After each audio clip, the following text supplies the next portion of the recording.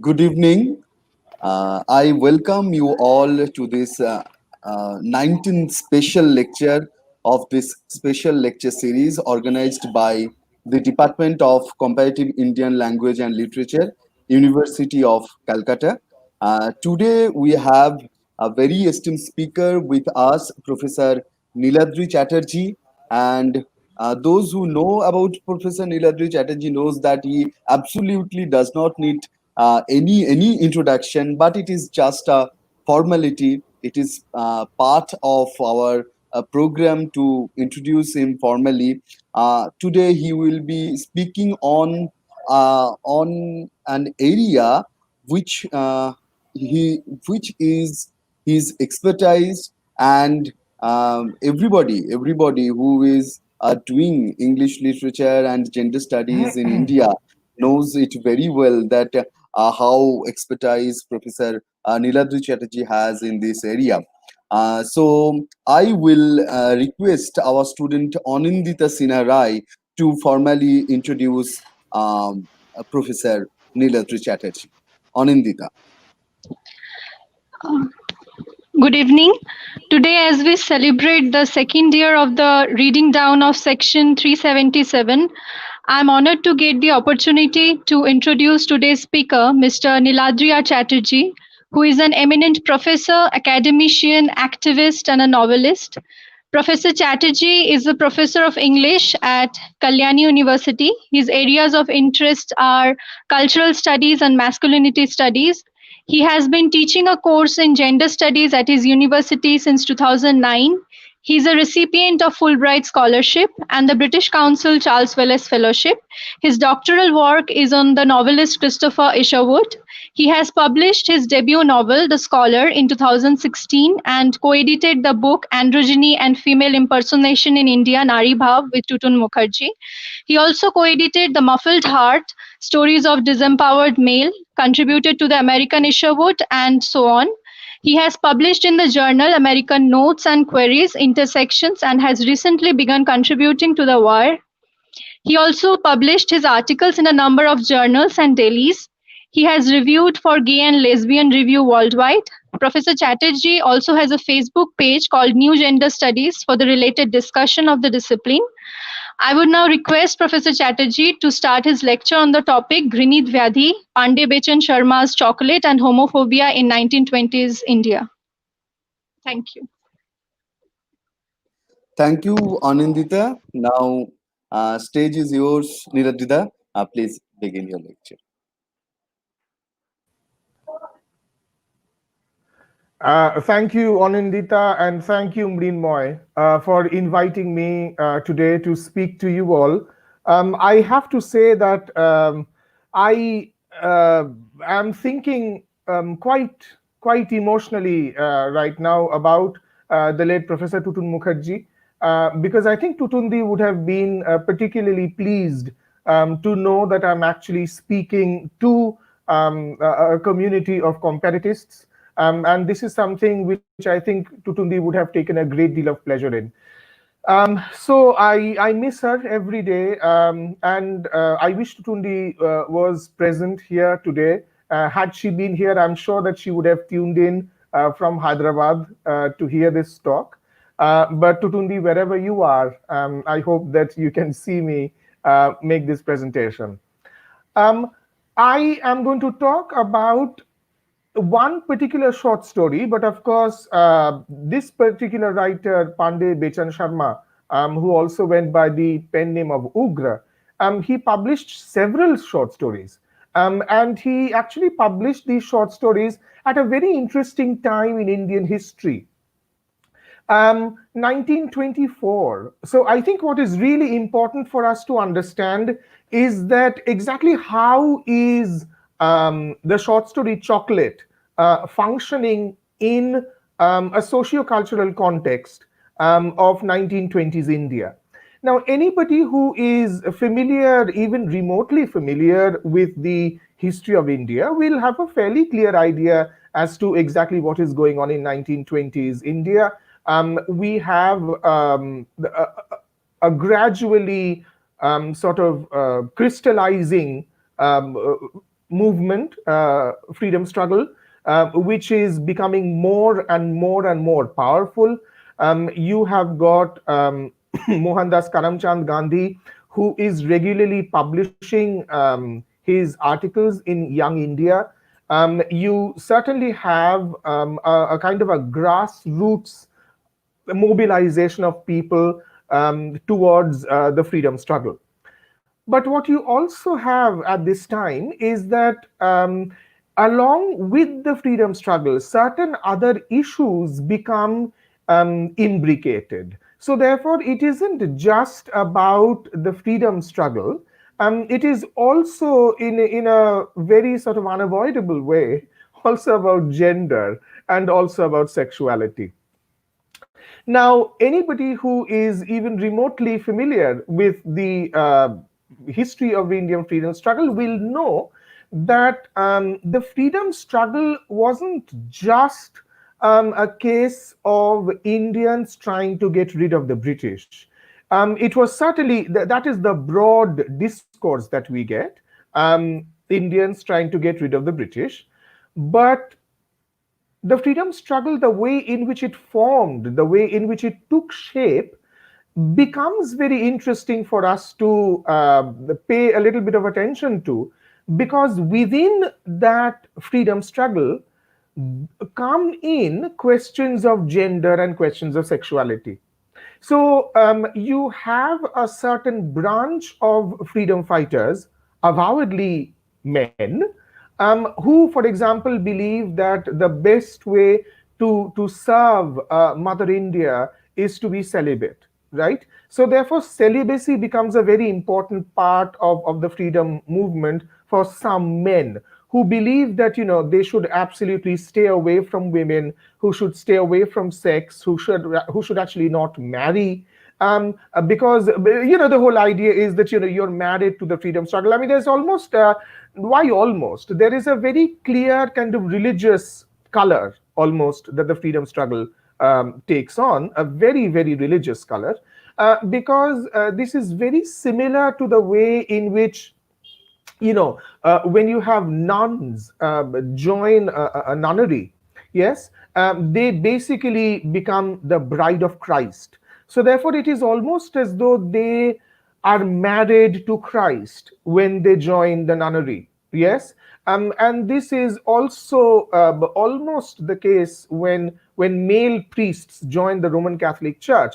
It is interesting that I am talking about the Roman Catholic Church right now, because I hope to be able to read from a letter of Gandhiji towards the end of this talk, in which he will also bring in Roman Catholicism. So I'm beginning with this talk about Roman Catholicism probably as a way of bookending my talk. So I'm mentioning Roman Catholicism at the beginning, but I shall also mention it towards the end.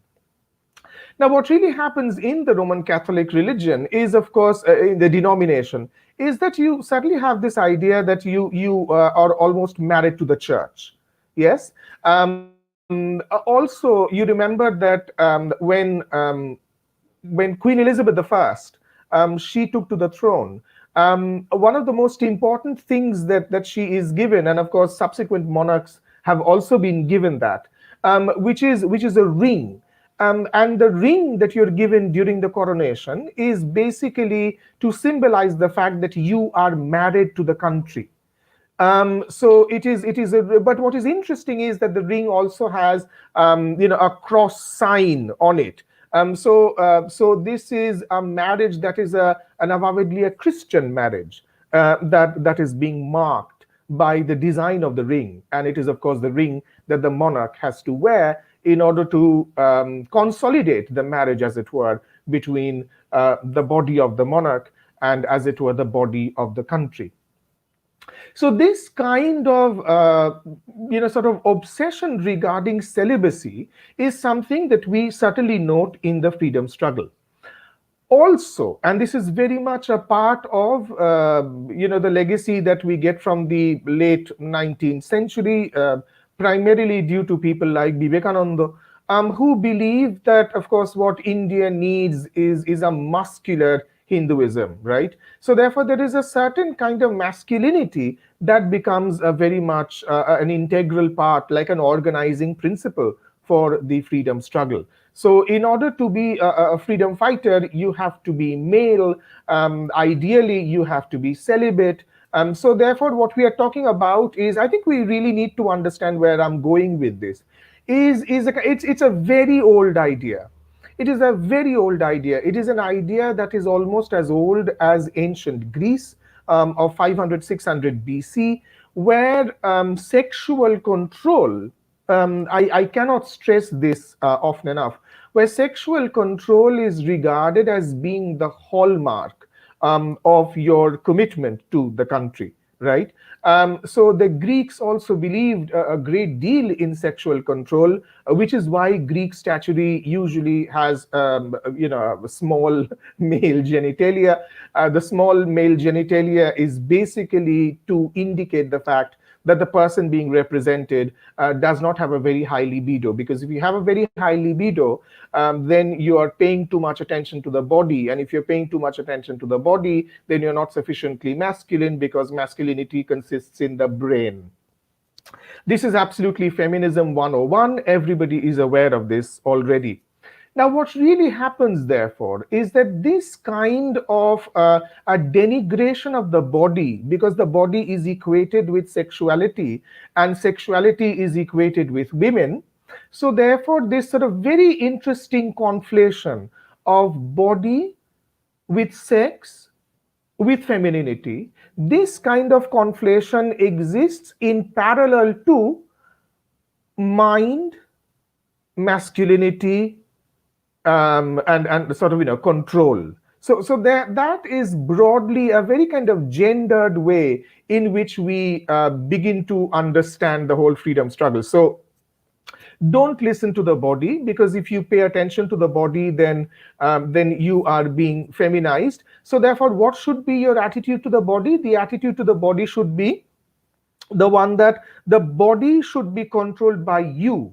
The body should not control you. So therefore, this whole thing about bodybuilding, or about wrestling, right, about physical exercise, which was also a very important part of the freedom struggle, was primarily being encouraged with the very basic message that control the body, make the body your slave. Yes, and this idea of making the body your slave is also very, very similar to the idea of make women your slaves. So there is that sort of equation is almost unequivocally presented, right? So therefore, body represents femininity. It has to be controlled. It has to be mastered. Do note the very gendered verb mastering, right? So the body has to be mastered, and the body has to be mastered with the brain. So then the brain becomes male, the body becomes female. Use the brain to master the body. Now, this sort of very Greek idea is something that very, very interestingly manages to travel right down to early 20th century India, and it becomes very powerful. It becomes very attractive to a lot of people.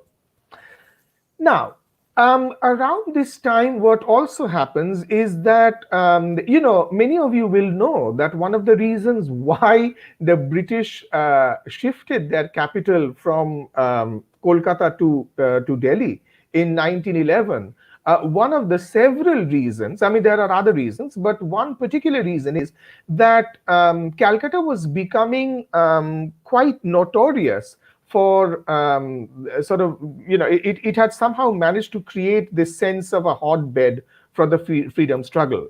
So therefore, there was a lot of political unrest.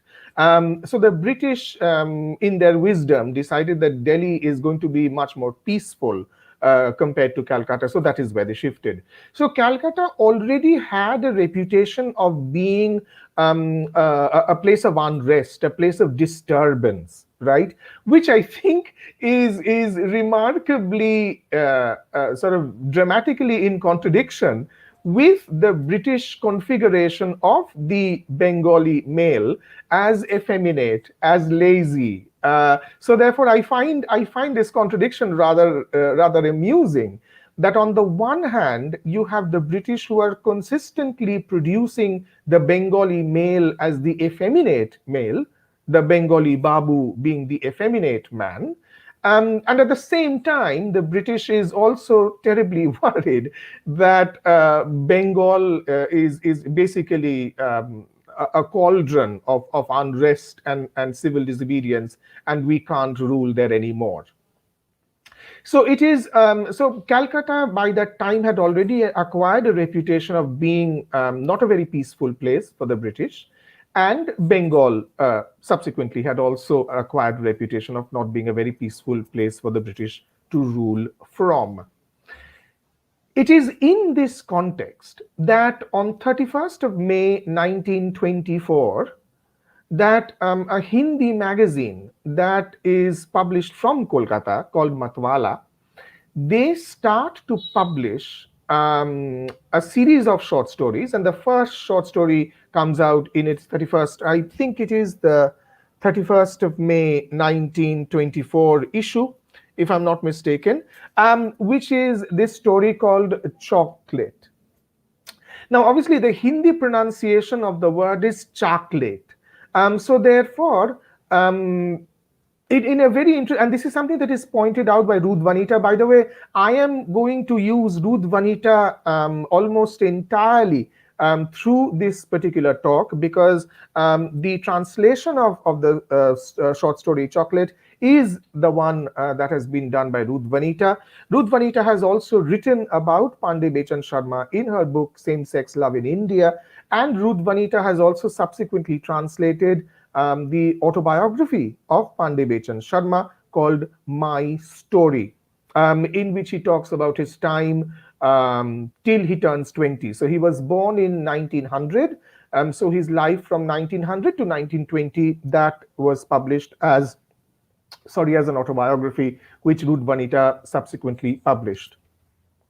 So I'm going to use Ruth Vanita's work a lot in the course of this particular talk. Now, what we really have, therefore, is that this particular short story that is published in May, Ruth Vanita, in her commentary, she says that there is almost a kind of a rhyming effect, in the sense that chocolate rhymes almost with Ghastly. Now, Ghastly, as you very well know, is a kind of inflammable oil, right? Kerosene, basically. So therefore, in Hindi, you very soon have this kind of a phenomenon where people use the term Ghastly Sahitya or Ghastly literature to talk about a certain kind of literature which is presumed to be not of very high literary quality, but which is very inflammatory. So therefore, literature that is very provocative. So the provocation may be political, but it can also be sexual, it can be titillating. Basically, sort of in the Bengali equivalent would probably be Bottola literature, right? So therefore, literature that is supposedly of very low literary merit, but it is very high on sensationalism. So Ghastly Sahitya, Ghastly literature. And this Ghastly literature, the genre of Ghastly literature, is helped to a very large extent by these extraordinary short stories that are published in Matwala by Pandey Bechan Sharma. Now, Pandey Bechan Sharma by that time had already created a reputation of being a bit of a troublemaker.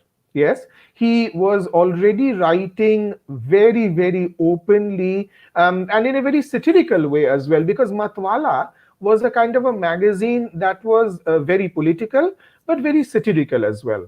Pandey Bechan Sharma was already becoming associated with the Matwala group. He was already publishing work there.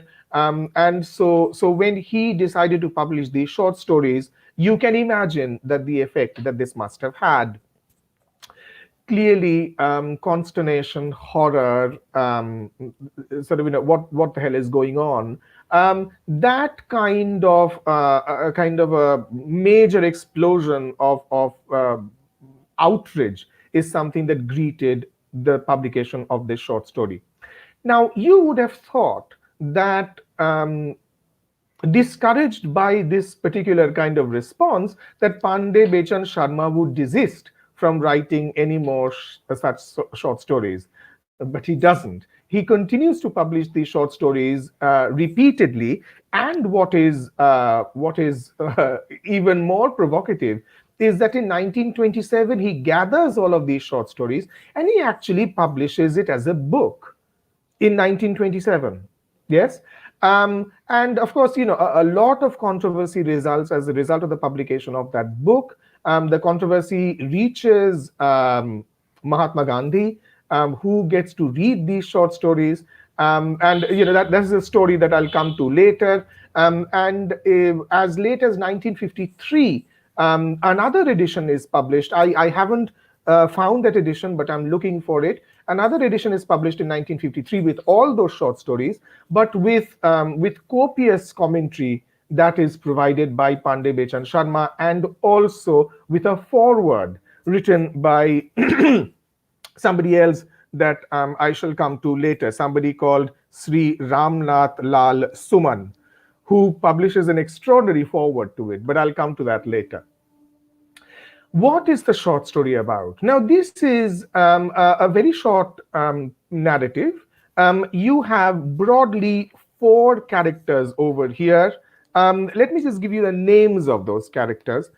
So the main character, the gay man, the homosexual in the short story, is somebody called Babu Dinkar Prasad, B.A. Now, that is something that I think you should make a note of, is that Babu Dinkar Prasad, B.A., so the fact that he has a degree in the Bachelor of Arts, he's got the degree of the Bachelor of Arts, is something that is expressly mentioned. So you can imagine that here is somebody who has got a bachelor's degree in the 1920s. So clearly, he is quite well read. He's quite well read. He is not an idiot. Huh? And that is something that I think I would want you to keep in mind, because in almost all of the short stories that Pandey Bechan Sharma writes on the subject of homosexuality, all the homosexual men, they are all, except for one person, they are all respectable members of society. I think that is something that we need to keep in mind. They're all respectable members of society. Yes, mostly teachers, especially in this case, of course, Babu Dinkar Prasad is a teacher. You have a couple of other characters. You've got the narrator Gopal. So the short story is being written by Gopal. And there is the common friend of Babu Dinkar Prasad and Gopal, and his name is Manohar Chandra. So there are 3 men. You've got Mohan, who's the narrator. You have got the common friend, Manohar Chandra, and of course, you've got the protagonist, the person on whom the short story is pivoted, is Babu Dinkar Prasad. Now, when the short story begins, we have him reciting Urdu couplets of love.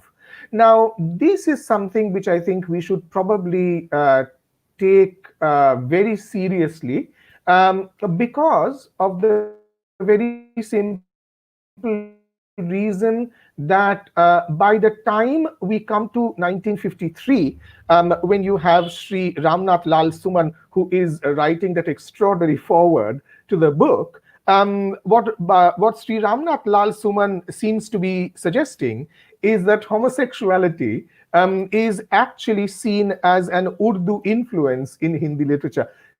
So he believes that homosexuality came to India through Muslim invasions. It is an extraordinary theory, but this kind of thinking that we weren't homosexual, homosexuality came from elsewhere. This is a very tried and tested homophobic kind of narrativizing that we are very, very familiar with. So, say for example, the British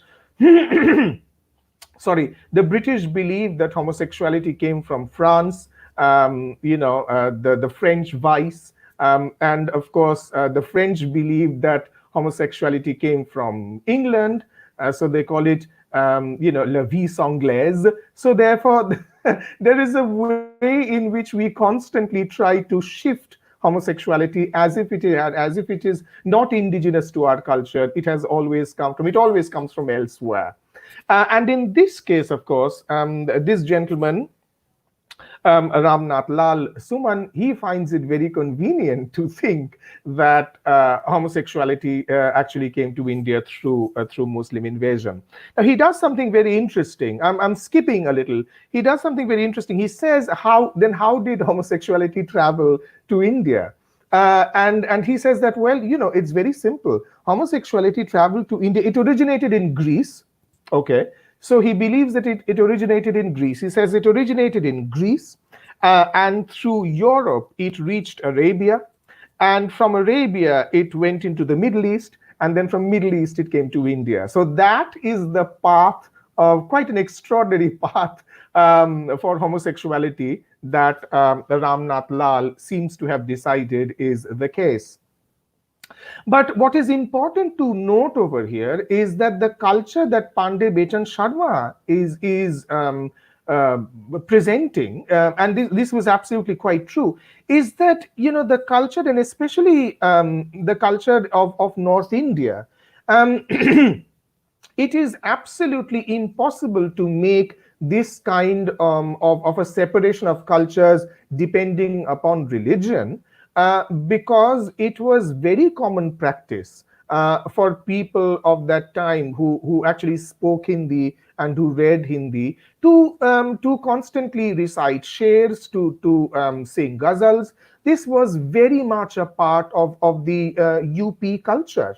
One may find that culture a little difficult to recognize today, but that is what it was. And for many, many centuries, this was the case, is that, you could be Hindi speaking, but you would be fluent in Urdu, you would be fluent in ghazals, you'd be fluent in shero shairi. This was very common practice. So it is quite understandable that Babu Dinkar Prasad is somebody who actually recites Urdu couplets. I think he recites from the couplets of Mir Taki Mir, if I'm not mistaken. Anyway, so he is reciting these couplets, and then what happens is that, in the words of the short story, a beautiful lad of 13 or 14 calls out for Babu Dinkar from outside the house. 13 or 14. Now, Babu Dinkar goes outside to meet the boy, and when the narrator asks Manohar, what is this boy, whether this boy is Babu Dinkar's relative or not, this is when Manohar says, no, oh no, he says, he is Dinkar's chocolate. He is Dinkar's chocolate. So then he obviously the narrator doesn't know what this means, and we have this extraordinary speech which I have to read out because I can't possibly paraphrase it. He says, this chocolate disease is spreading in our country faster than plague or cholera. Society sees it all but pretends to be blind. People oppose prostitution and are angered by widow remarriage, but will not even mention this. Why? Because people feel ashamed. The house is on fire, but these gentlemen are too ashamed to put it out. Now, he continues to say that chocolate is a name for those innocent, tender, beautiful boys. Now, the actual Hindi that is used for this particular phrase is bhole bhale kamsin or sundar larke.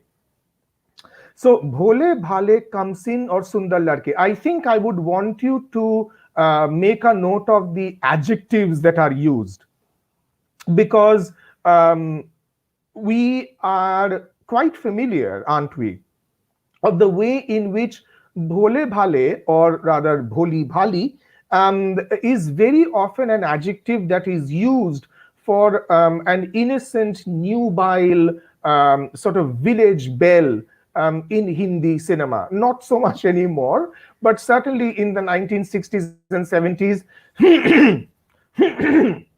and also in the 80s, you certainly have the stereotype of the wide-eyed, innocent village girl who knows nothing about nothing and who will be initiated into sexuality, who will be initiated into the game of love, as it were, by the all-knowing, all-understanding, highly experienced hero. So what is interesting is that bhole bhale comes in, I think, is also another adjective that is very, very commonly associated with women. Here, this is being used for the boy. I would want you to sort of note that in the sense that what seems to be happening is very interesting. There seems to be a kind of a binary that is being erected over here. Over here, the binary is not between men and women as such, but over here, the binary is between the boy and the man. Right? So then the boy becomes the not quite man. The boy is somebody who has not yet attained masculinity. And if you haven't attained masculinity, then patriarchal, kind of discursive structure will therefore automatically assign femininity to you. So there is a way in which these sort of bhole bhale kamsin or sundar ladke are being feminized through the adjectives that are used for them. Anyway, moving on. So therefore he says that, oh, this is absolutely terrible. These boys are sort of taken up and they're corrupted. Chocolate is the name for these innocent, tender, and beautiful boys of our country, whom society's demons push into the mouth of destruction to quench their own desires. Highly respectable people in our society destroy these boys and make them bad charactered. There are many different names for them in different regions. In our United Provinces, Uttar Pradesh, the people call them chocolate and pocketbook. So apparently, these boys who were at the receiving end of attention from men, they were either called chocolate or they were called pocketbook. There are also many names, for them which cannot be written in civilized language. Now, when he says that there are many other names which cannot be written in civilized language, it is very, very reminiscent of a Latin phrase that is quite common, or that used to be quite common in the Christian world, which was inter Christianos non nominandum, which is that which shall not be, or that which cannot be mentioned among Christians. So it is a kind of, this is unspeakable. You cannot mention this. So a kind of, a pall of silence is put on homosexuality. This is something that you cannot talk about. This is something that you cannot discuss. So what really we note over here is that, there are many words that we can use, but I'm not going to use them because they cannot be used in respectable society.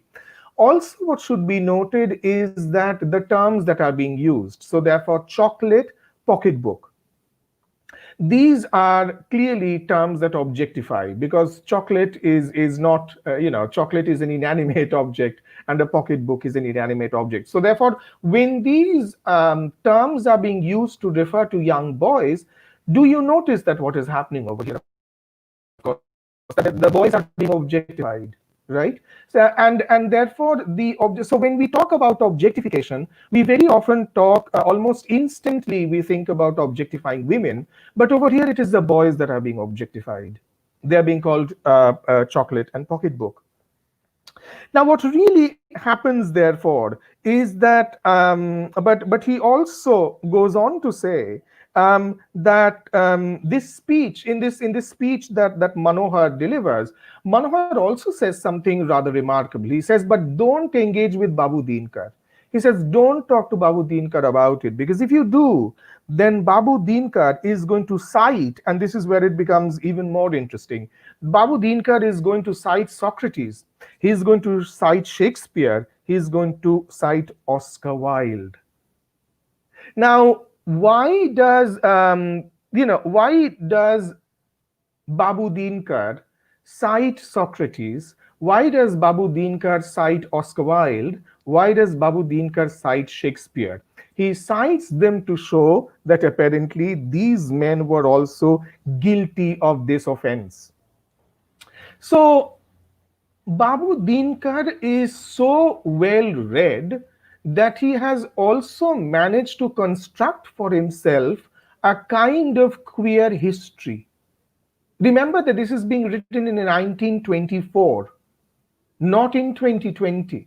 So therefore, he writing, Pandey Bechan Sharma himself, when he's writing this, he is also giving the homosexual character words that are helping the homosexual character to create a queer history, a queer genealogy. Now, this is something which is not very new, because those of us who are students of literature will know that this is something that happens repeatedly. It happens over and over again.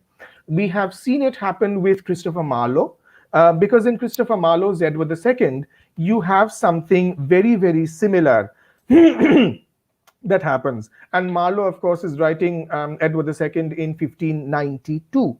You also have the same thing, this creation of a queer history, in Thomas Mann's novel Death in Venice, which is written in 1912. And of course, a couple of years later, you have E.M. Forster writing Morris, in which you have that same sense of a queer history being created.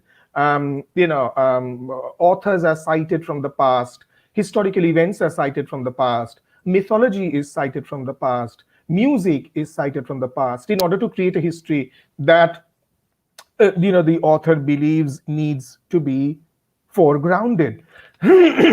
So what we really need, therefore, is to understand that even when Babu Dinkar is defending homosexuality, he is not doing so simply by saying, I'm going to do this because I enjoy it. He's also creating a certain kind of historical background for this to happen. Now, this speech is followed by a letter that the narrator receives from Manohar, in which the latter describes the terrible harm that society is suffering due to what in Hindi is called chocolate vad. So therefore, it almost becomes like an ism, almost like chocolateism. But what he really says over here is something that I would want you to pay attention to. The youth of this country are becoming effeminate. See, that is the major concern. This is what I began my talk with, is to say that the youth of the country is becoming effeminate. Okay, so that is the problem. So therefore, homosexuality is therefore regarded as feminizing. Homosexuality is regarded as being feminizing. So therefore, we are not just talking about sexuality then, we are talking about how sexuality constructs gender. So you are a man as long as you are heterosexual, or you are a woman as long as you're heterosexual. If you are not a heterosexual, then you're no longer a man, you become a woman. And if you are a homosexual woman, then you're no longer a woman, you basically become a man. So there is a way in which sexuality is being used to construct gender.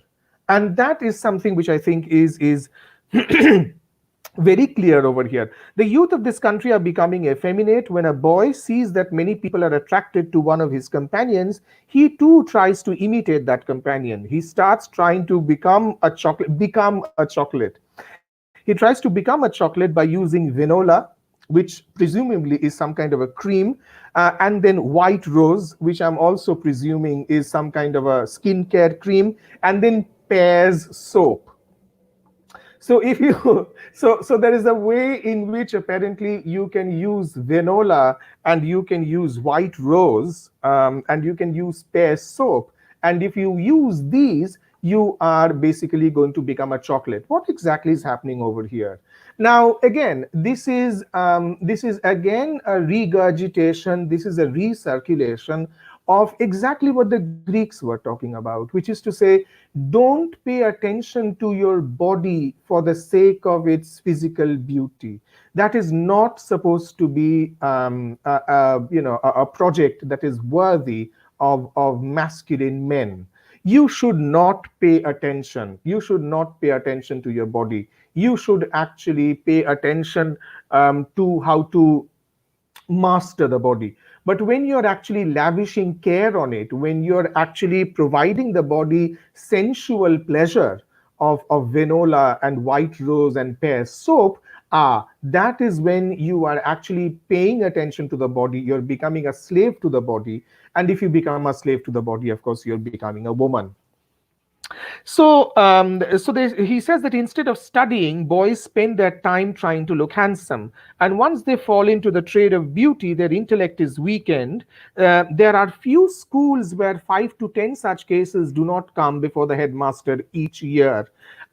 This is where I would actually want to sort of digress a little bit, and to remind us all about Foucault, about history of sexuality, because we remember, don't we, that one of the things that Foucault talks about very clearly is the way in which there was a tremendous amount of anxiety regarding the sexuality of schoolboys. Because you remember that Foucault writes that the sex of the schoolboy became, in the course of the 18th century, and quite apart from that of adolescence in general, a public problem. So the sex of the schoolboy becomes a public problem. The space for classes, the shape of tables, the planning of recreation lessons, the distribution of dormitories, we thought without partitions, we thought without curtains, the rules for monitoring bedtime and sleep periods, all this refer to the sexuality of children. Well, I mean, he says children, but he clearly basically means boys. Sexuality of the boys becomes a major concern in the 1920s. So much so that Gandhiji himself is forced to address the problem in an issue of Young India in 1929. And I will be quoting from Gandhiji very, very soon. Now, what really happens, therefore, is that there seems to be an idea in the short story that this poor boy needs to be rescued, right? The boy Ramesh, that's his name. Ramesh has to be rescued. Now, what happens is that the next day, Babu Dinkar visits Gopal's house. Yes. Now, when he visits Gopal's house, with him is the boy. Now, Gopal, who is the narrator, is interested to find out exactly what is it that goes on between Babu Dinkar and Ramesh. And, he basically makes an excuse and he says, oh, let me go inside to get some food to eat. And he actually leaves the man and the boy alone in the room, and he goes out of the room. And from behind the curtain, he tries to see what is going on. Now, what transpires is that Babu Dinkar tries to make love to the boy. I think he tries to kiss the boy. And the boy becomes very embarrassed because he says that, no, don't do this, because we are not, we are in a stranger's house. But Babu Dinkar insists. Now, what the boy does is that in order to, dissuade Babu Dinkar from making further physical overtures to him, the boy picks up an inkstand, and he makes the gesture as if to throw the inkstand at Babu Dinkar. Of course, the boy has no intention of doing that. But unfortunately, the cork on the inkstand was loose, and so the cork flies away. And as a result of that, Babu Dinkar is drenched with the ink. And this is where the language becomes rather extraordinary, because remember that Babu Dinkar is covered in a dark ink, whether it be black or blue. And there is a reference in the short story to Holi. So that will automatically make you aware of the fact that the reference that Pandey Bechan Sharma is drawing very, very skillfully is that of Krishna. So the reference to Krishna is very clearly there because Babu Dinkar sort of acquires a Krishna-like appearance because he is bathed in the dark ink. Babu Dinkar is not to be sort of dissuaded, so he still pulls Ramesh over to his body, as a result of which Ramesh also gets ink on himself. Now, at this moment, of course, Gopal rushes in. He looks at the scene. He says, "Oh my God, oh my God, let me do something. Why don't you go and wash up and I'll take Ramesh home," etc., etc.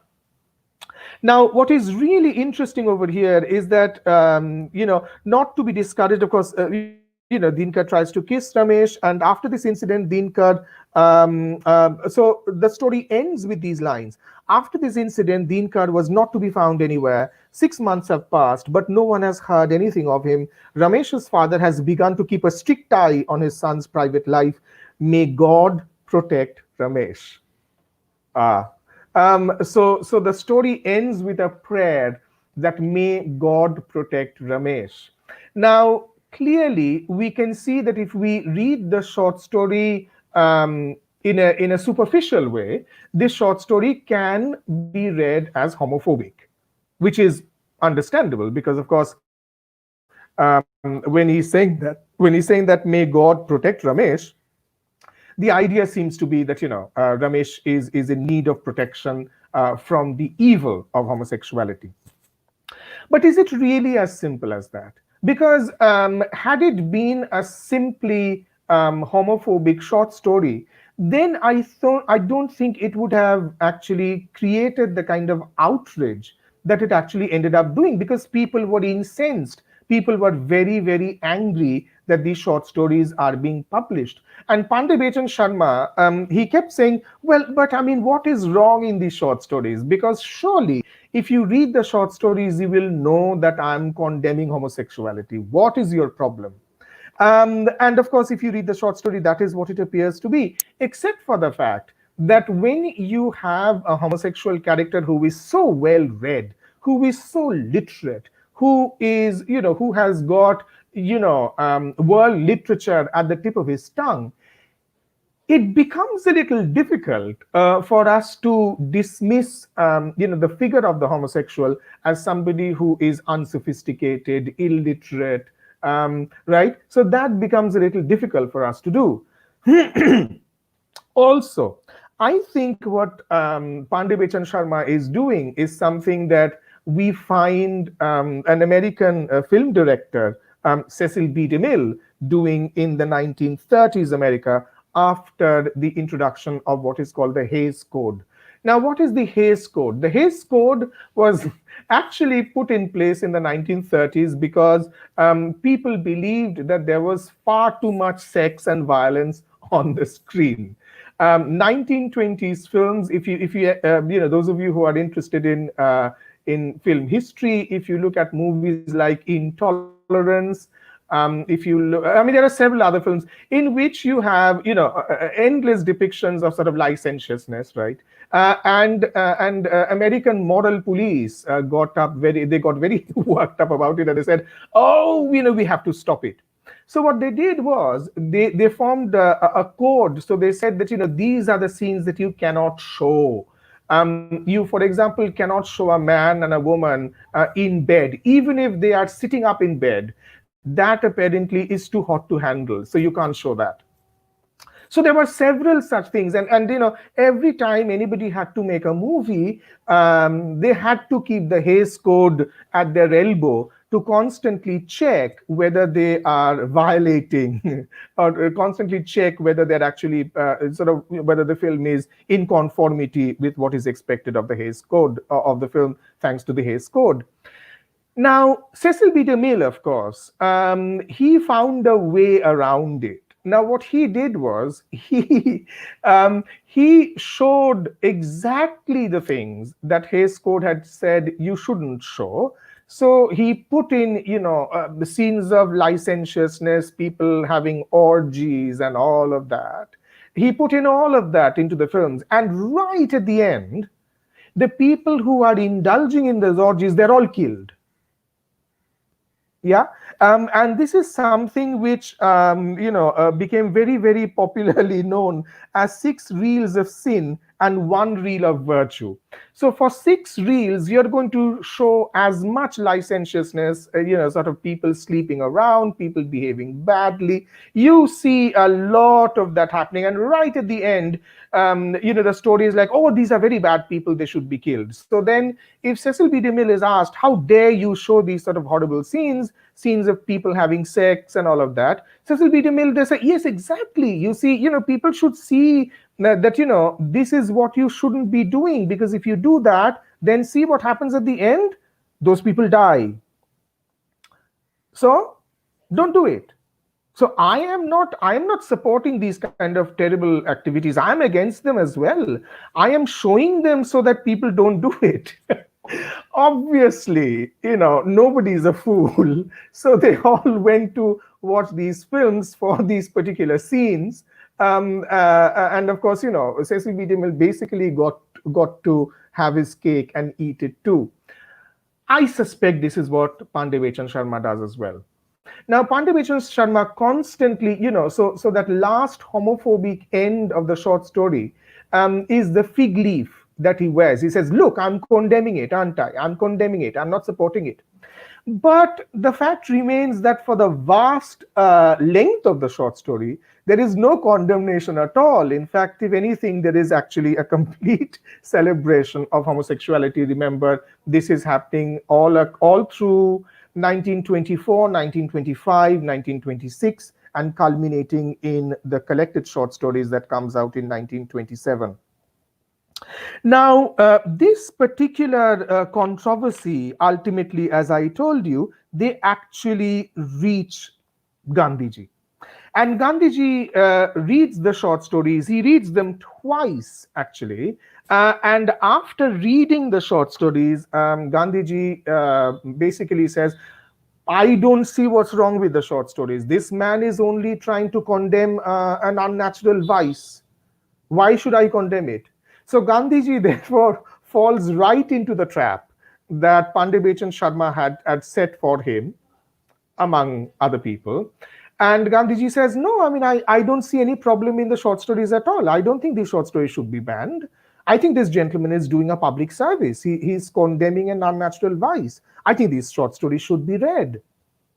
So therefore, ultimately, the short stories continued to be read, and as a result of it, as I told you, in 1953, you have an extraordinary new introduction. Pandey Bechan Sharma also, sort of makes it very clear as to why he wrote them, etc., etc. Now, the particular phrase that I used for the title, Ghrinit Vyadhi, now, that is something which is used by a lot of people to condemn homosexuality at that time. So it becomes a Ghrinit Vyadhi. It becomes a despicable illness. Now, we come now to Gandhiji. But before doing that, I would want you to, again, quote, or not quote, but tell you what Ramnath Lal Suman writes in his foreword to the 1953 edition, because I think what Ramnath Suman writes in 1953 is remarkably similar to the passage that I just read out from Michel Foucault's History of Sexuality. And of course, that passage was written in the 19th century. So this is what he does. So Ramnath Suman believes that there are ways in which this Ghrinit Vyadhi of homosexuality, it can be checked. Okay, and he has a 7-point program to do that. Now, don't laugh when I'm reading this out. First thing is that close all boarding schools. Right? So if you close all boarding schools, there will be no more homosexuality. Everybody can be heterosexual. Everybody can go home happy. Okay. The second one is boys should not be allowed to sit together on a bench in a class. Well, he was advocating, a social distancing even before it became fashionable. So even in 1953, he is advocating social distancing. So he's saying that boys should not sit together on a bench, and the distance of 2 yards should be there between the desks. Again, social distancing, because of course homosexuality is a virus. So if you sit next to a homosexual person, you can get infected by the virus, right? So therefore, apparently that is why the distance has to be maintained. Okay.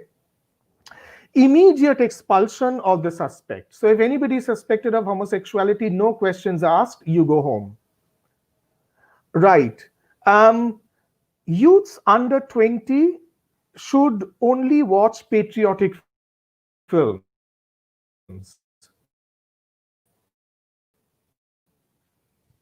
I am going to pass that without comments. Comes towards the end. Forbidden to walk with arms across a boy under 16. So therefore, if there is a boy who is under 16, you are forbidden to walk with him by putting an arm around him. Yes, because you know what happens when you put an arm around a boy who is 15 and 11 months. Yeah, homosexuality, right? And my absolute favorite is that boys should be forbidden from dancing and singing. Because, of course, if a boy dances and sings, then he becomes homosexual. So this is the list of what the boys should be forbidden from doing. And what is extraordinary is that this particular anxiety regarding the sexuality of the boys is something that ultimately reaches Gandhiji, and I will end by quoting from him. Now, this is a column that he wrote for Young India on 26th of July 1929. This is a fairly large sort of column that he writes. If anybody is interested in reading it, it is thankfully in print, so you can actually read it. It has been anthologized in Ruth Vanita and Salim Kidwai's book, Same Sex Love in India. So look it up, it's there. But I am simply going to quote two very short sections from it. Okay. So Gandhiji writes, he's very concerned about the rate at which homosexuality is spreading through 1920s India. He's very concerned. And he says, boys who were clean before they went to public schools have been found to have become unclean, effeminate, and imbecile at the end of their school course. I love the adjectives, right? So therefore, homosexuality makes you unclean, of course, because, I mean, you have the virus of homosexuality. You become effeminate, because everybody who's homosexual is basically, a woman or wants to be a woman. And imbecile, so you go mad. So basically, homosexual people are mad people. This is according to Gandhiji. At the end of the school course. So Gandhiji, of course, is very, very worried about what is happening to India, because, all across the schools of India, boys are all turning gay. And Gandhiji, of course, being Gandhiji, has to come up with a solution. And he says, there is one remedy for all evil, he says. And that remedy is general purification. He says, we must right ourselves before expecting to reform our neighbors. And when he does that, I think he is actually invoking Christ. Because if you remember, and this is where the Roman Catholic part also comes in, because he actually does mention Roman Catholicism in that particular column that he writes. He says, this is very Christ-like, right? Because Christ, you remember, he had said that, Mary Magdalene, he says that, of course you can, stone her to death, but let the person over here who has not sinned be the one to cast the first stone. And Gandhiji takes that Christ-like line, and he says that, if you are going to condemn, this kind of sexual vice, then first look into yourself and see whether you have that same problem or not. Now, we have to really understand Gandhiji's position a little carefully, because of course he comes across as homophobic, and there is no doubt about that, but it isn't quite as simple as that. You see, Gandhiji was basically sexophobic. So he wanted nobody to have sex. Yes. He actually went around blessing newlywed people, saying, may you never have children. Well, I think he was prescient. I think he knew that India was going to have a population problem. So I think he was ahead of his time to say that, may you have no children. But what he primarily meant is that he actually regarded the act of sex as being in itself sinful, which is very, very puritanical. And that is exactly the kind of attitude that he had towards sex. So it's not as though he condemned homosexuality in particular. He condemned sexuality in general, right? And that is something which we really have to keep in mind. So in order to round up, let me just sort of say that when Pandey Bechan Sharma is writing this short story, he himself perhaps is not aware, or perhaps he is aware, that this is a short story that does not remain one about sexuality. It becomes one of gender. It becomes one of educational institutions. It becomes one of nationalism. It becomes one of patriotism. It becomes one of health. It becomes one of hygiene. So there are so many discourses that accrue around it. I will absolutely end my talk by saying that it is very interesting how one of the cartoons that were published of Pandey Bechan Sharma at that point shows Pandey Bechan Sharma as somebody who is dressed like a poor Muslim. I think we should note this. He is dressed as a poor Muslim and he's carrying a trash can. So I hope you understand what the subtext of that cartoon is. The subtext of the cartoon is that, because you're talking about homosexuality, you must be a Muslim because Muslims practice homosexuality. Good Hindus, Hindus don't. Hindus are all heterosexual. That is the first point. And the second point is that this literature that you're producing, that is basically trash. Yes, it is rubbish. And the fact that Pandey Bechan Sharma short stories are rubbish, that is something which is visually represented in this cartoon. And also, when you are carrying trash, when you're carrying rubbish, what are you? Then, therefore, you also become an untouchable, right? Yes, you become an untouchable. You become a Dalit. Yes, you become a manual scavenger. So look at the way in which a kind of communalism is also activated, and also a kind of casteism is activated to discredit Pandey Bechan Sharma because of his homosexual short stories, which he maintains are homophobic, but we know better. Thank you so much.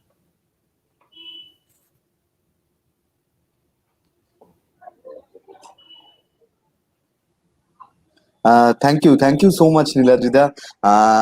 We found a broader spectrum of our gender, our thought on gender and the popular notions about the homosexuality, and how the metaphor of chocolate used in literary and cultural context, especially in North India. And so it was absolutely fascinating and fabulous lecture.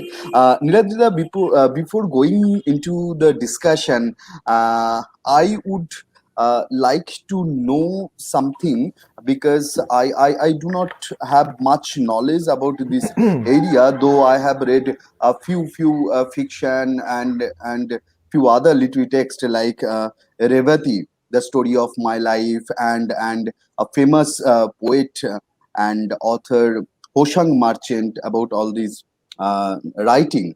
But one thing I Yes. was thinking, as this is a part of our curriculum also, master degree curriculum, that how Mm. do we locate the ancient and medieval India's thought on sexuality when we are talking about sexuality in this very modern and contemporary context? because sometime we find that when in our we refer our Purana and the ancient sculpture, some people or some critic, they argue that okay, we can find a reference of homosexuality there, but it is all about the mohini roop of the male figure, and this is how they meet and they have their pleasure. So, how do we look into this matter from this very contemporary and modern literary perspective? Yes. Again, I don't know how many times I've already referred to Ruth Vanita already, but I will refer to her again because I think that if anybody looks at that book, which I really think is unparalleled as far as sort of scholarly rigor is concerned, I think same-sex love in India is truly a magnum opus because it actually gives you a very, very comprehensive survey of literature that actually starts right from the Vedas. It starts with the Rig Veda, and it comes all the way down to late sort of 20th century. And I think what Ruth Vanita does is something very important. Ruth Vanita and Salim Kidwai. What they do is very important. They say that I think it is unwise to use the terminology that is available to us today to retroactively fix the meaning of literature that was available then. Because I think that what Ruth Vanita and Salim Kidwai, they both try to preserve is the amorphicity of these texts, because they constantly say that this is the kind of language that is used. This is a language that is capable of carrying several meanings. Now, what is important is that if we can simply keep that in mind, that all language is amorphous, all language is polyvalent, that there are several ways in which one can look at language, and language does not have, and any kind of literary creation does not have any one meaning. If we simply keep that in mind, then I think it becomes easier for us to look at ancient or medieval works in a much more sort of queer way. And I think this is something which Ruth Vanita and Salim Kidwai, they demonstrate in chapter after chapter after chapter, and in that particular book. Also, in the context of medieval India, I mean, sort of Renaissance India, roughly, we certainly have the example of Babar, and we have Babar Nama, in which Babar absolutely very, very clearly talks about how he fell in love with this boy in the bazaar called Baburi. So, and there is no sense of obfuscation, there is no sense of hiding, there is no sense of guilt, shame, nothing. With a remarkable kind of alacrity, with a remarkable kind of candor, Babar talks about how he fell in love with this boy. So I think that there are several such instances in ancient Indian literature, also in medieval literature, where same-sex attraction, same-sex love, same-sex lust is certainly available. Now, the problem is that the academia is by default so heteronormative and so homophobic that for whatever reason we have still not managed to incorporate these texts into our syllabus. And because we haven't done that, we still labor under the illusion that that sort of LGBT texts only started being published last year. And I think the responsibility falls upon academicians.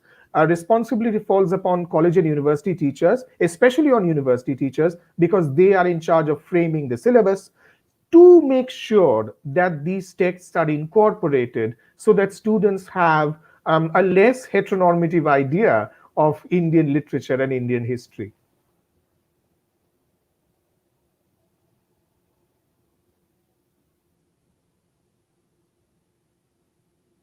Thank you, Niladrida. We have one more question by Hmm. Aratrika Ganguly, and she wants to know gender was fluid in several aspects. Okay, I'll show it in screen. Yeah. Gender was fluid in several aspects of ancient Indian literature, be it Shikhindini's character from Mahabharata or Abhishekta's character from Markandeya Purana. Yeah, this is all, but uh, I Yes. I Yes. think she needs Is, some discussion uh, on this because she where is the question? there is no particular question, I guess. Gender was fluid, just a comment, I think. So, I think it's just a comment. Yeah. yeah, Yes. Yeah. Absolutely. No. I think that is absolutely true. But then again, one has to really understand exactly how the fluidity is being constructed, because very often when men take on female roles, or when women dress as men, as in the case of Chitrangoda, ultimately, I think there is an assumption of heteronormativity that will overcome this. So the gender fluidity is not preserved till the end. Gender fluidity is more a question of, yes, this is something that you will have to go through, but ultimately the gender binary will be affirmed.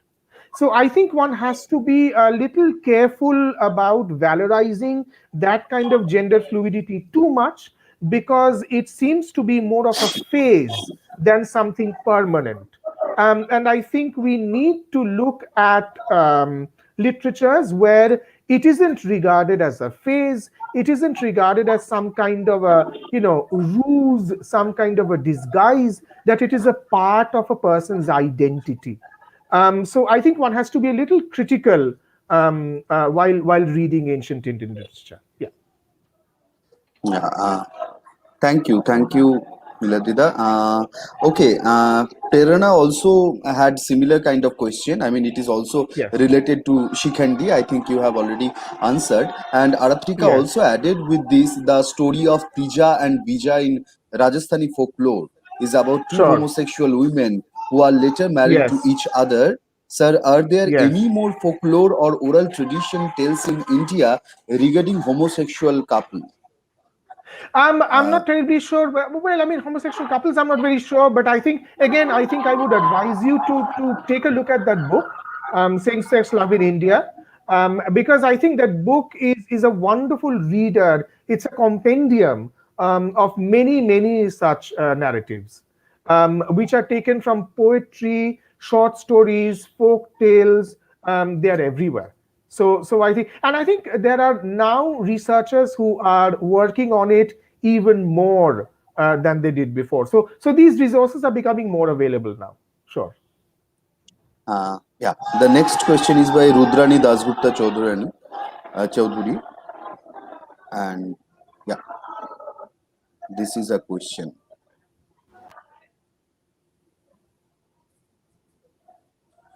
Yes.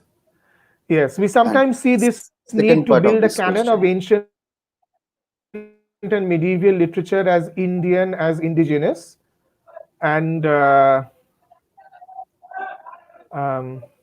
I'm waiting for the second part of the question to come up. This is the second part, and homophobia and section 377. The first part was this one.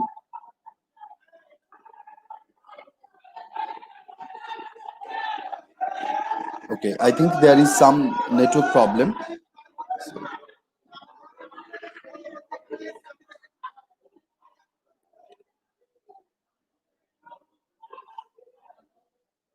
Okay, we will wait few more seconds. I think there is some network problem. So Niladrida will join soon.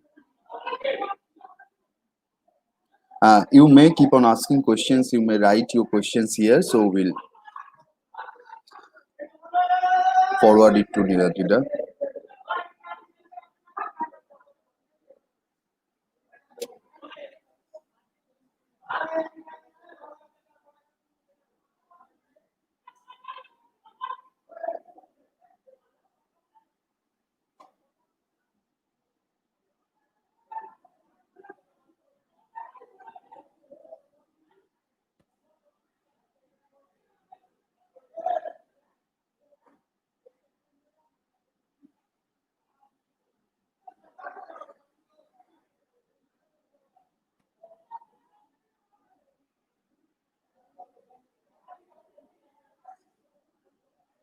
need to build a canon of ancient and medieval literature as Indian indigenous, Ah, ah, and Section 377 as a British import. yeah, Yeah, I understand that. Well, first of all, Rudrani, Section 377 has not been abolished. Maybe that is something that we have to keep in mind. It has, the Section 377 very much remains in the Indian Penal Code. It has been read down, which means that the exactly. applicability of Section 377 has been restricted to non-consensual intercourse between an adult and a child, or in public, right? So therefore, Section 377 now does not apply to consensual intercourse between two adults in private. So it has not been abolished. It has been read down. That is the first clarification.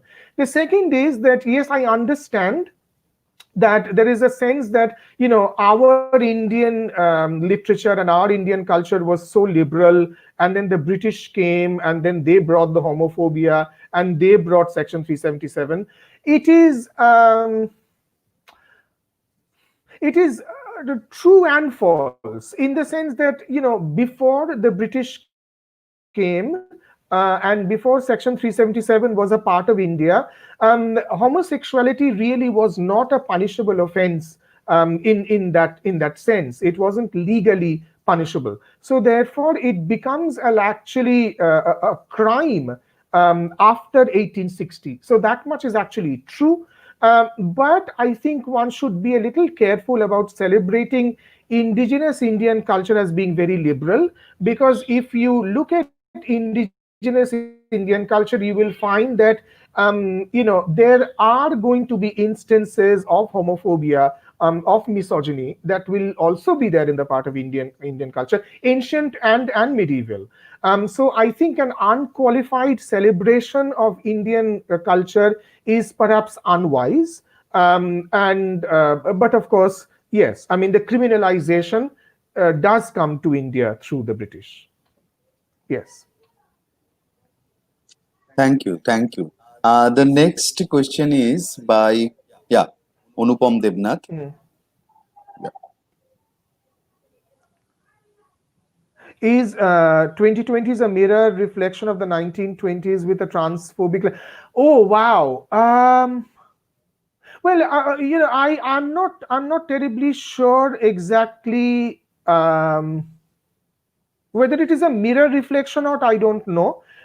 Because of course, in the 1920s, at least in India, I'm not terribly sure where feminism kind of figured then. Because in the 1920s, we do know that the Communist Party is formed in the 1920s. You've got the Communist Party of India formed. But how feminist the Communist Party was, I am not terribly sure of. But of course, what we have in the 2020s is of course, it's a very troubling phenomenon, because you have got feminists who are now coming out as transphobic, which I think is a remarkably sad development, because we had learned from Simone de Beauvoir down, that is to say, from 1949 down, we have learned that one is not born a woman but becomes one. But now we have certain feminists who are apparently believing that one is born a woman. So certain feminists are refusing to acknowledge a sort of women who were born with a penis. And they're refusing to acknowledge men who were born with a vagina. So this kind of transphobia, I genuinely don't know how to explain it. It seems to be very, very second wave and very unfortunate. But in the 1920s, of course, the problems were slightly different. But I mean, transphobia and homophobia were there then and continue to be here now, although the situation is changing a little bit. So yeah. Thank you for your question, Anupam. The next question is by Ishika Roy. Okay, I explain the question. Sir, is there a discrimination between men practicing homosexuality and that by women? Like in Is it Fire different? or Mahesh Dattani's Every Fortune Queen. Oh, I see. Well, of course, as far as well, that I think is a remarkably interesting question. I will tell you that it is very interesting that when in the Indian Penal Code, women did not fall within the ambit of that law.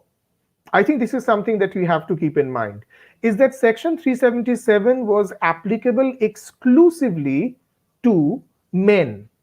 So, for a very long time, lesbians in the Indian legal scenario, lesbianism was neither legal nor illegal, because what happened was that lesbians were simply not recognized by the law. Lesbians did not exist, right? So therefore male homosexuality existed and male homosexuality had to be criminalized, but lesbianism did not even figure in the law. So therefore you technically could live the life of a lesbian and not be prosecuted. So therefore section 377 was exclusively applicable to gay men. But of course, there were certain amendments, there were certain judgments that were also given out by several sort of state level courts, high courts. I think they appended it to mean that yes, lesbianism should also come within the purview of 377. But it is not, because you see, intercourse is defined in section 377 or in the Indian Penal Code as basically consisting of penetration. And by penetration, the law still understood penetration till very recently, till a couple of other judgments, as penile penetration. So since a lesbian does not have a penis, according to definition, by that definition, therefore, a lesbian could not be prosecuted under Section 377. So that is a remarkable question. Yes. Yeah, I can remember one short story by Ismat Chugtai, Yes, of the course. famous The half. Lihaf, Yes. and the consequences, the court Yes. case and that everything what happened in. Yes. Yes. But it was, you see, but the question was not lesbianism; it was obscenity. So therefore, that is, it was a slightly different kind of thing. So it was obscene, but it wasn't specifically lesbianism that was being targeted. Whereas in the short story, we know that, but of course, I myself have got tremendous mixed feelings about that short story, because I seem to get the whiff of child abuse there, because the person that is the narrator, she's an underage child, and the kind of sexual services are being expected of her by the lady of the house. So there is a whiff of child exploitation there, which makes me uncomfortable. But of course, her husband, he is shown to be a pedophile, because he is only to be found in the company of young boys, and he neglects the wife, which is why the wife forms this relationship with the maid and all of that. So primarily it was obscenity, not lesbianism as such. Yeah. Right, right, right. There is another question, but Hmm. I, uh, yeah, yeah. How does homonormativity plays a part in the increase of xenophobia and racism? Oh, I think the connection is very, very simple. It is very simple. It is very obvious. And it's an interesting question, Aratrika, because I was just watching a news item in which I think this is happening in Sweden, where a right wing group, an ultra right wing group, they have actually taken out a pride march, very provocatively, through a Muslim neighborhood. And you can see very clearly that what this particularly ultra right wing group is promoting is a kind of homonormativity, and that homonormativity is directly connected with xenophobia and with racism. So there is a very, very clear relationship between homonormativity. And I think that what is really alarming is that this kind of combination of homonormativity with not only homonormativity, but I think Jasbir Puar's formulation, I think, is much more useful over here, which is homo nationalism. I think homo nationalism is something that we have been finding in certain Scandinavian countries for about 10 to 15 years now. We have found it in Holland, in the Netherlands, where we had this ultra right wing politician called Pim Fortuyn, who was gay himself, and he was openly Islamophobic. And he believed that Muslims should not be allowed to live in Holland because if Muslims live in Holland, then the lives of LGBT people will be endangered. So there was this very, very clear Islamophobic, racist, xenophobic discourse that was being pervaded by somebody who was gay and who actually believed himself to be an upholder of Western liberalism and Western democracy and Dutch liberalism and Dutch democracy. So there is a very clear linkage there. Thank you so much for your question. There is another question. It is about the Western views on East during colonial period. And okay, let me screen the question. Could you please tell me whether the ideology of the Indian people was a bit different than the Western, who deemed us to be native and savage? And the next part of this question is, particularly in this aspect, don't you think we were much advanced worshipping Konarak temple or Ajanta Ellora while the Western community was busy putting the so-called ill behind bars? Um, well, I quite understand where you're coming from, but I am going to be, I don't want to get into this competition because ultimately competition is patriarchal. So I don't want to get into this competition of we were better and they were worse. I think this kind of discourse is not terribly helpful in the long run, because this kind of competitiveness will not get us very far. What I will simply say is that Western patriarchy and Indian patriarchy were both patriarchies, but they were different kinds of patriarchy. I think that is the best way of looking at it, is that Indian patriarchy was a different kind of patriarchy, not necessarily better, not necessarily worse, but it was different. So while the West had their ways of controlling gender and sexuality, we had our dear friend Manu, who was writing this horrible piece of literature called Manusmriti, which is truly horrifying. So therefore, and Manu, and mind you, that of course we don't know whether Manu was one person or not. That text could have been contributed to by several other people. But whatever be the case, that particular text, Manusmriti, does not exist in isolation. It is very much the reflection of a society. It is very much a reflection of a time. And there were people like Kautilya who were also producing texts that were quite patriarchal in their own way. So therefore, what we really have to understand is that we should be a little careful about celebrating our own culture as being better than culture of the West. We should be able to identify the patriarchy that was inherent in our own ancient civilization as well. And maybe that is going to provide a much more qualified, nuanced understanding of how patriarchy works across cultures. Absolutely, absolutely. And yeah, I don't think we have any more question now. Okay. Okay. The questions we had, you have already discussed. Good. Thank you again, Niladri, for such an illuminating lecture, and you presented a broader historical spectrum which helps us really to understand it better. Uh, okay, I think there is some comment, another comment by Shika.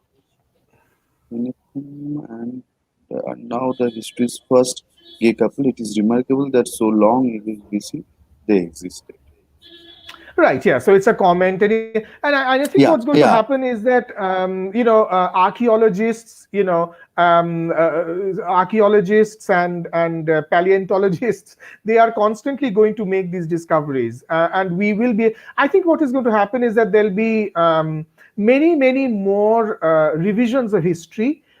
We are going to find out stuff about history that we either weren't aware of, or we weren't aware of through a queer lens. So I think that historians are now beginning to change their kind of discursive and epistemological orientation to their discipline, which is going to unearth a lot of very interesting information. So we are living in very exciting times.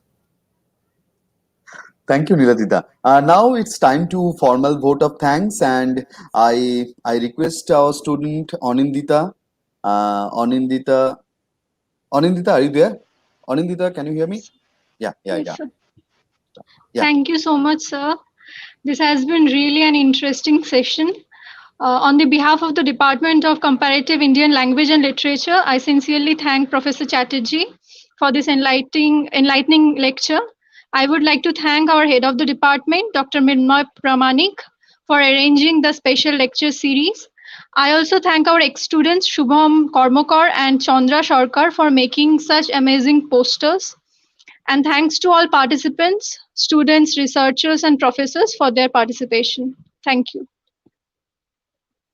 Thank you all. Thank you.